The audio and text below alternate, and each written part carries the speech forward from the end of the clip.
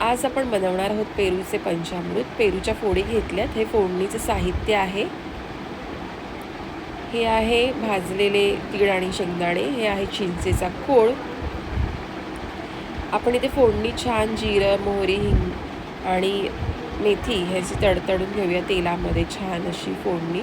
आता ह्याच्यात आपण काजू आहेत ना, ते तळून घेऊया छान तेलामध्ये। काजू होते ते काजू छान परतायचे। त्याच्यानंतर त्याच्यामध्ये टाकायचे आपण हिंग टाकणार आहोत आणि थोडंसं तडतडून हिरवी मिरची टाकणार आहोत आणि कढीपत्ता टाकणार आहोत। छान असं परतून घ्यायचे।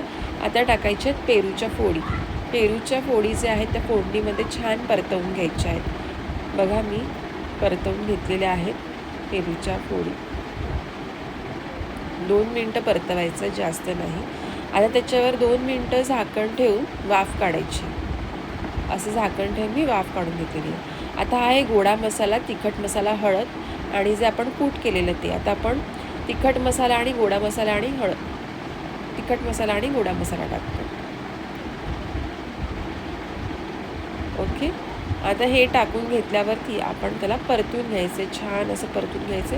चिंचेचा कोळ टाकायचं आणि परत परतून घ्यायचं। आता ह्याच्यामध्ये दाण्याचं कूट आणि म्हणजे तीळ आणि दाण्याचं कूट जे भाजून घेतलं होतं ते टाकायचं। गूळ टाकायचं आणि चवीपुरतं मीठ टाकायचं।